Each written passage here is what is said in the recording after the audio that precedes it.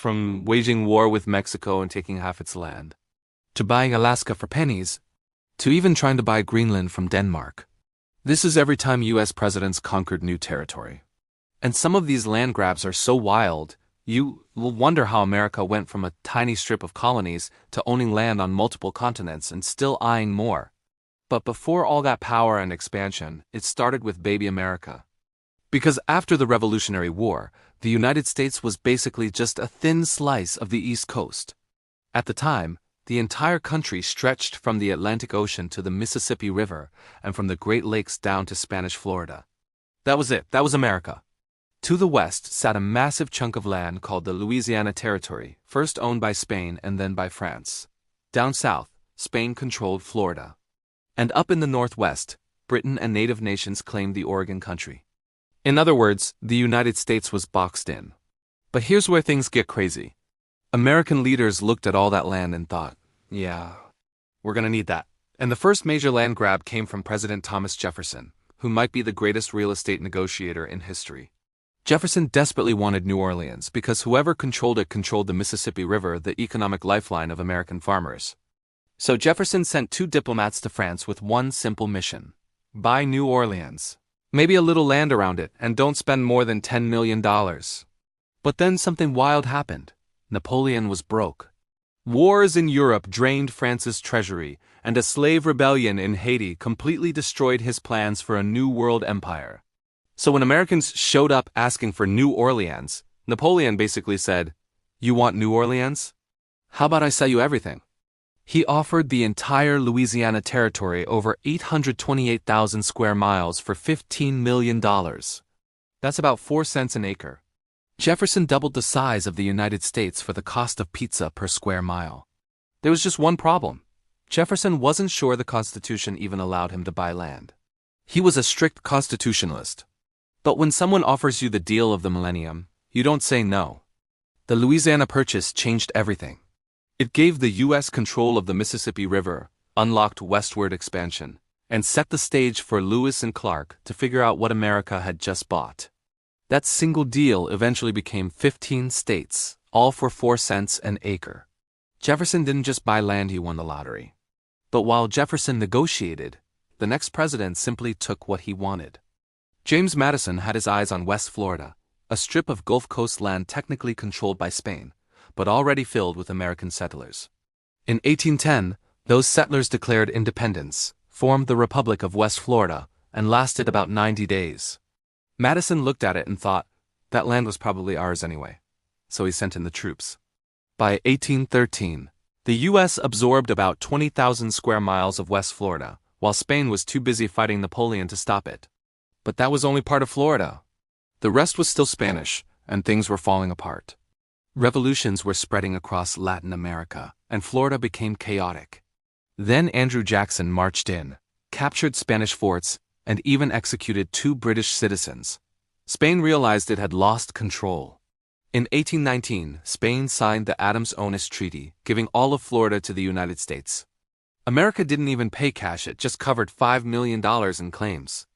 72,000 square miles of swamps, beaches, and alligators were now American. And soon after, President James Monroe told Europe to stay out of the Western Hemisphere with the Monroe Doctrine. But nothing compares to what James K. Polk did. Polk expanded U.S. territory more than any other president, and he did it in one term.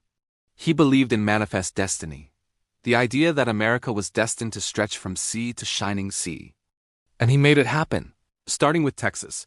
Texas had been an independent country since 1836 after rebelling against Mexico. Mexico warned annexation meant war. Polk didn't care. In 1845, Texas became a U.S. state, nearly 400,000 square miles added overnight. Mexico was furious and Polk was just getting started. Up north, the Oregon Country was jointly occupied by the U.S. and Britain. Polk's slogan was 54-40 or fight, basically daring Britain to hand it all over. But both sides backed down, setting the border at the 49th parallel. Nearly 300,000 square miles were secured without firing a shot. Then came the war with Mexico. Polk sent troops into disputed territory. When fighting broke out, he told Congress that American blood had been shed on American soil. The U.S. military dominated. By 1847, American forces captured Mexico City itself. The Treaty of Guadalupe Hidalgo ended the war. Mexico ceded over 530,000 square miles California, Nevada, Utah, and much of the Southwest for $15 million. And just 1 year later, gold was discovered in California. Polk's expansion literally struck gold. By the time Polk left office, the United States stretched from the Atlantic to the Pacific. But there was one problem. The Southwest was rugged and terrible for railroads. The best route crossed Mexican land.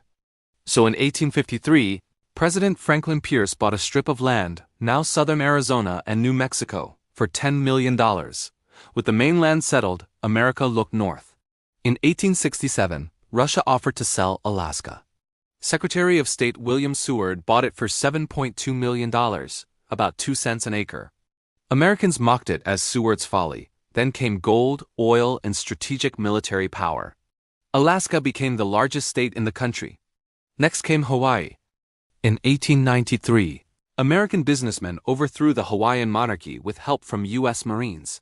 President Cleveland opposed annexation, but President William McKinley pushed it through. Hawaii became U.S. territory, securing Pearl Harbor and America's dominance in the Pacific. That same year, the USS Maine exploded in Cuba. Newspapers blamed Spain. The Spanish-American War lasted 4 months. Spain lost everything. The U.S. gained Puerto Rico, Guam, and the Philippines and became a global empire. Then Theodore Roosevelt decided America needed a shortcut between oceans. Colombia controlled Panama and said no. So Roosevelt backed a rebellion. Panama declared independence, and days later, the U.S. got control of the Canal Zone. The Panama Canal reshaped global trade forever. During World War I, President Woodrow Wilson worried about German submarines in the Caribbean. So he bought the Danish West Indies for $25 million. They became the U.S. Virgin Islands America's final official territorial acquisition. But the idea of expansion never died. In 1946, the U.S. tried to buy Greenland. Denmark said no. In 2019, President Donald Trump revived the idea, calling it a massive real estate deal for national security. Denmark again refused. And after the 2024 election, the idea came back once more, with Greenland framed as critical to Arctic defense, resources, and global power. Whether it ever happens remains to be seen. But history shows one thing: when America wants land, it usually finds a way. From buying continents to starting wars to reshaping the world map, this is how U.S. presidents built an empire. And with all that land, you might wonder, what did these presidents do in their free time? That's a whole different story. From presidents boxing themselves blind to driving amphibious cars into lakes, some of their hobbies are completely unhinged. So go ahead, click the next video. You know you want to.